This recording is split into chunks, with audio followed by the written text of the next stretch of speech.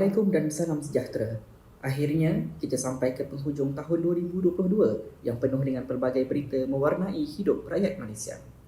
Dengan itu, sumber kini membawakan 10 berita terhangat sepanjang tahun ini untuk tetapan anda semua. Kita mulakan dengan berita utama buat rakyat Malaysia.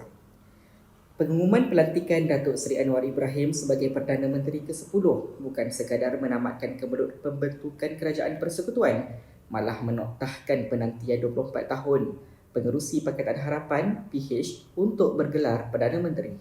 Bukan sekali dua anak kelahiran kampung Ceruk Tok Kun di Bukit Bertajam, Pulau Pinang itu terlepas peluang untuk menduduki jawatan nombor 1 negara itu, baik ketika masih bersama UMNO ataupun selepas menerajui PKR dan Pakatan Harapan (PH). Yang pasti, Yang di-Pertuan Agong As-Sultan Abdullah Riayatuddin Al-Mustafa Billah Shah melalui kenyataan media selepas perbincangan khas Raja-Raja Melayu di Istana Negara pada 24 November berkenan melantik Anwar sebagai Perdana Menteri ke-10. Anwar yang kini berusia 75 tahun pastinya pernah dikenali sebagai bintang atau rising star dalam UMNO, sehinggalah dibalik kontroversi ketika namanya disebut-sebut bakal menjadi pengganti kepada Mahathir yang juga mentor politiknya ketika menjadi Perdana Menteri keempat.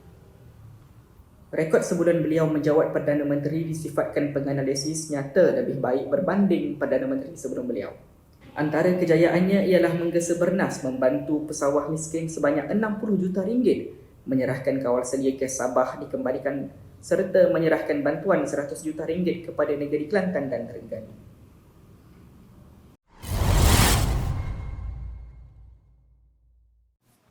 Kita imbas kembali antara berita yang menjadi tatapan media tempatan dan antarabangsa. Bekas Perdana Menteri Datuk Seri Najib Tun Abdul Razak kekal dihukum penjara 12 tahun dan denda 210 juta ringgit dalam kes dana syarikat SRC International Sendirian Berhad berjumlah 42 juta ringgit oleh Mahkamah Persekutuan Kuala Lumpur pada Ogos yang lalu. Keputusan sebulat suara itu dibuat panel 5 hakim yang diketuai Ketua Hakim Negara Tun Tengku Maimun Tengku Mat yang mendapati keputusan Hakim Mahkamah Tinggi dan panel-panel Hakim Mahkamah Rayuan sebelum ini adalah selamat dan tidak perlu diubah. Selain Hakim Tengku Maimun, panel lain yang turut bersidang mendengar prosiding ialah Hakim Besar Sabah dan Sarawak Tan Sri Abang Iskandar Abang Hashim dan Hakim-Hakim Mahkamah Persekutuan Datuk Nalini Padmanathan, Datuk Mary Lim Tiam Suan dan Datuk Muhammad Zabidin Muhammadiyah. Terdahulu pada 28 Julai 2020, Mahkamah Tinggi Kuala Lumpur mendapati Najib bersalah terhadap 7 pertuduhan rasuah dan pengubahan wang haram penyelewengan dana SRC. Pada 8 Disember 2021 pula, panel 3 hakim Mahkamah Rayuan dipengerusikan Datuk Abdul Karim Abdul Jalil bersidang bersama Datuk Haslanah Mehat dan Datuk Vanir Alam Maiden Merah sebulat suara menolak rayuan Najib untuk mengetepikan sabitan dan hukuman berkenaan. Najib kekal di penjara Sungai Buloh. Masih lagi dengan berita politik. Kehangatan suasana politik tahun ini luar biasa setelah pilihan raya umum ke-15 PRU15 diadakan pada penghujung tahun yang menimbulkan pertikaian kerana gusar dengan bencana banjir yang diramal ketika itu. Dan setelah PRU15 diadakan, tiada mana-mana parti gabungan yang memenangi majoriti 2/3 kerusi parlimen menyebabkan tiada parti yang dinobatkan sebagai kerajaan. Bagaimanapun, Gabungan Pakatan Harapan (PH) berjaya memenangi sebanyak 82 kerusi di parlimen seperti yang dimaklumkan oleh Suruhanjaya Pilihan Raya (SPR) pada 20 November lalu. Sementara itu, Gabungan Perikatan Nasional (PN) menang sebanyak 74 kerusi parlimen. Selain itu, Barisan Nasional (BN) berjaya meraih sejumlah 30 parlimen.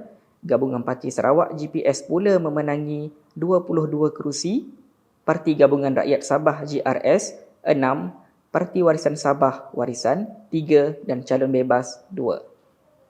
Sementara itu, Parti Bangsa Malaysia (PBM), Parti Kesejahteraan Demokratik Masyarakat (KDM) masing-masing mendapat 1 kerusi di parlimen selepas SPR mengumumkan keputusan terbaru melibatkan Parlimen Kota Marudu. Lebih mengejutkan, tiada satu pun kerusi dimenangi Parti Pejuang termasuk Tun Mahathir yang gagal mempertahankan kerusinya di parlimen.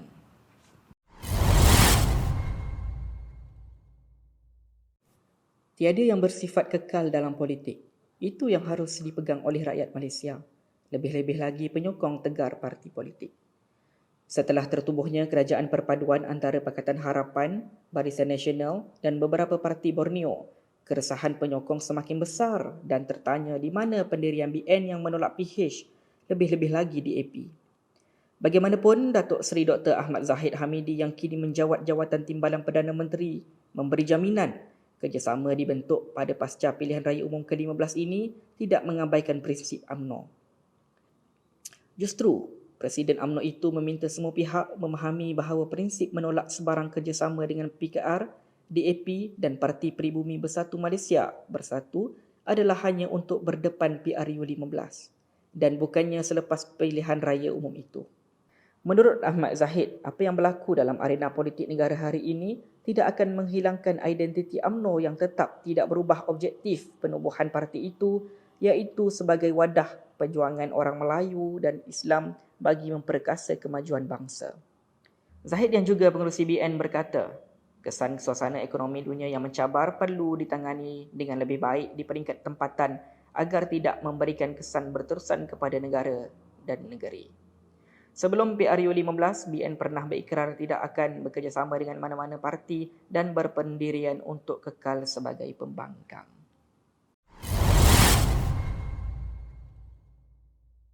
Beralih ke berita menyayat hati penutup tirai tahun ini. Kejadian tanah runtuh di tapak perkemahan Fathers Organic Farm di Batang Kali pada 16 Disember lalu adalah kejadian kedua terbesar membabitkan jumlah mangsa maut selepas runtuhan kondominium Highland Towers pada 1993 yang mengorbankan 48 nyawa. Tragedi pada jam 2.30 pagi itu membabitkan 92 mangsa dengan 61 daripadanya terselamat manakala 31 lagi terkorban selepas berlaku runtuhan tanah hingga menimbuskan kawasan perkemahan. Kejadian menyayat hati itu meragut 18 nyawa individu dewasa dan 13 kanak-kanak dengan 20 mayat ditemukan di sektor A, 1 sektor B dan 10 lagi di sektor C di kawasan perkemahan tersebut. Menurut Komander Pasukan Mencari dan Menyelamat Khas Malaysia SMART, Muhammad Khairul Jamil ketika menerima panggilan kecemasan berhubung kejadian berkenaan, pihaknya agak terkejut apabila diberitahu jumlah mangsa yang terlibat adalah 100 orang. Selepas 9 hari operasi mencari dan menyelamat dilaksanakan, mayat terakhir atau mangsa ke-31 iaitu kanak-kanak lelaki ditemukan. Kerajaan menerusi, Menteri di Jabatan Perdana Menteri, Datuk Armizan Muhammad Ali mengucapkan takziah kepada waris mangsa dan memberi wang ihsan sebanyak RM10,000 kepada waris mangsa yang meninggal dunia sementara RM1,000 kepada waris mangsa yang terselamat.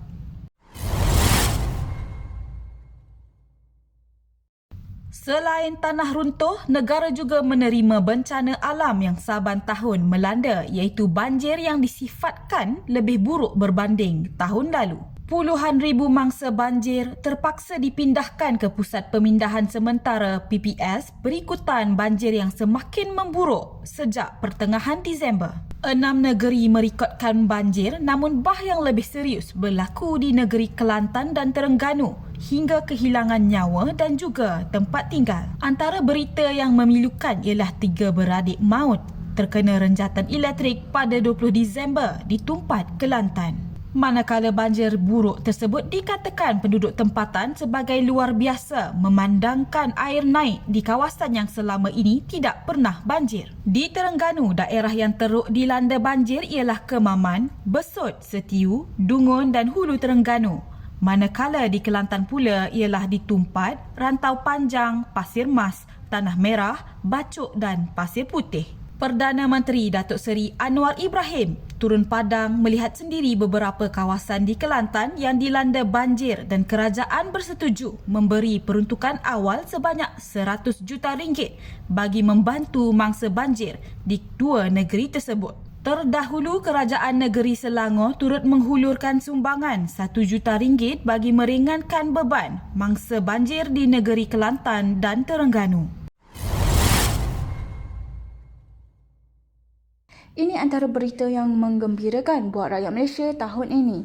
Setelah bergelut dengan pandemik COVID-19 selama 2 tahun, Perdana Menteri ketika itu, Datuk Seri Ismail Sabri Yaakob, mengisytiharkan negara memasuki fasa peralihan endemik mulai 1 April membuka lembaran baru khususnya garis panduan tata cara piawai operasi SOP. Pun begitu, di sebalik ura-ura lebih banyak kelonggaran termasuk pemansuhan imbasan daftar masuk MySejahtera, sebahagian norma baharu antaranya pemakaian pelitup muka dan penjarakan fizikal terus kekal dan sehingga kini Menteri Kesihatan ketika itu berkata pemakaian pelitup muka bergantung kepada individu atau mengikut arahan di kawasan itu sendiri. Imbas kembali, kerajaan mengisytiharkan pelaksanaan Perintah Kawalan Pergerakan PKP mulai 18 Mac hingga 31 Mac 2020 bagi mengekang penularan COVID-19. Sekatan jalan raya dilaksanakan seluruh negara termasuk menerusi penglibatan tentera. Tempoh PKP kemudian dilanjutkan susulan peningkatan kes. Pada Mei 2020, kerajaan mengumumkan PKP bersyarat dengan sebahagian besar kegiatan ekonomi dan sosial dibenarkan. PKP bersyarat pula digantikan dengan PKP pemulihan dengan lebih banyak kelonggaran. Beralih ke berita global. Ini berita duka buat umat Islam seluruh dunia. Ulama tersohor kelahiran Mesir, Profesor Yusuf Al-Qaradawi menghembuskan nafas terakhir pada 26 September lalu di usia 96 tahun. Allahyarham yang dikenali sebagai seorang mujtahid era moden ini dilaporkan menghembuskan nafas terakhir di Qatar, iaitu tempat beliau tinggal dalam buangan berikutan penggulingan tentera kerajaan pimpinan Ikhwanul Muslimin di Mesir pada 2013. Allahyarham Yusuf telah dibicarakan dan dijatuhkan hukuman mati tanpa hadir di Mesir. Sepanjang hayatnya, Allahyarham telah menghasilkan lebih 120 buku termasuk naskah perundang Islam serta menerima pelbagai pengiktirafan antarabangsa. Allahyarham sangat masyhur menerusi program syariah dan live terbitan saluran berita antarabangsa Al Jazeera yang dianggarkan ditonton oleh 40 hingga 60 juta penonton di seluruh dunia. Atas jasa baktinya dalam dunia Islam, Kerajaan Malaysia telah menganugerahkan Allahyarham tokoh Ma'al Hijrah antarabangsa pada 2009. Kita terus ke berita hiburan. Kumpulan rock legenda tanah air Surge kini terpecah dua. Satu Surge dianggotai Nordin gitar, Kit gitar, Yan bass, Denden penyanyi dan Min drum. Satu lagi Surge dibarisi Amy penyanyi, Nasir bass, Hilary Ang gitar, Makidal gitar dan Joy drum. Paling menarik, kedua-duanya tampil dengan konsert dalam tempoh seminggu. Amy bersama pasukannya menggegarkan dengan konsert Surge endemik di Zep Kuala Lumpur, Bukit Bintang City Centre pada 4 dan 5 Jun lalu. Manakala Nordin dan hulu balangnya dengan konsert Surge Rocking on Rooftop di Bumbung Kompleks Campbell pada 11 Jun lalu. Denden 38 dari Bandung yang diberi tanggungjawab sebagai penyanyi menggalas tanggungjawab dengan baik. Boleh dikatakan peminat yang menonton Denden beraksi berpuas hati dengan gaya nyanyian Denden serta keserasiannya bersama dua anggota asas Surge iaitu Kit dan Din. Malahan, detik indah di antara dua beradik, Kit dan Din Surge berpelukan sempat dirakam vokalis Surge Denden Gonzalez usai tamatnya konsert Surge Rocking on Rooftop itu. Manakala Amy Surge 63 dalam konsert berlainan pula bersyukur kerana akhirnya konsert berjalan dengan baik untuk 2 malam tersebut. Menurutnya, konsert Surge Endemic 2022 adalah acara yang berlangsung pada waktu yang tepat dengan judul tepat iaitu Endemic.